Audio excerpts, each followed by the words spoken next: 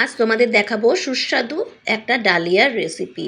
তো চলো ভিডিওটা সম্পূর্ণ দেখে তারপরে কিন্তু কমেন্ট করবে। আমি এখানে বেশ কিছু সবজি নিয়ে নিয়েছি, তো সবজিগুলোকে ভালো করে ধুয়ে নিলাম। তো চলো দেখিয়ে দিই। টমেটো নিয়েছি, বিনস নিয়েছি, গাজর নিয়েছি, মটরশুঁটি, আলু, ফুলকপি আর নিয়েছি পেঁপে। তো এটা ধুয়ে পরিষ্কার করে নিয়েছি। এবার একটা বাটির মধ্যে ডালিয়া আর মুসুরি ডাল আর মুগ ডাল নিয়ে এটাকে একটু ভিজিয়ে রেখে দিয়েছিলাম, যাতে সমস্ত স্টার্চগুলো বেরিয়ে যায়।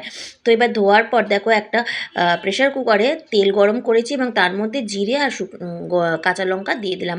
এবার সমস্ত সবজিগুলোকে এর মধ্যে দিয়ে দেবো, দিয়ে একটু ভাজা ভাজা মতো করবো যতক্ষণ কাঁচা সবজির গন্ধটা চলে যায়। তো আর পরিমাণ মতো নুন আর হলুদও দিয়ে দিলাম। দেওয়ার পর একটু বেশ কিছুক্ষণ নাড়াচাড়া করার পর দেখো সবজিগুলো কিন্তু একটু নরম হয়ে গেছে আর টমেটোটাও গলে গেছে। এবার এই অবস্থায় আমি এর মধ্যে ডালিয়াটা দিয়ে দিলাম। তোমরা চাইলে এটা কড়াইতেও করতে পারো বা কোনো মোটা বাসনেও করতে পারো। আমি এটা প্রেশার কুকারে করি, কারণ প্রেশার কুকারে করলে এর স্বাদটা একটু অন্যরকম হয়, ভালো লাগে খেতে।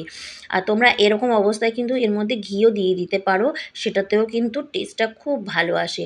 তো আমার কাছে এখন আপাতত ঘি নেই, তাই আমি এর মধ্যে ঘি দিচ্ছি না। 5টা সিটি দেওয়ার পর দেখো ডালিয়াটা এরকম হয়েছে। ভিডিওটা কেমন লাগলো অবশ্যই জানিও।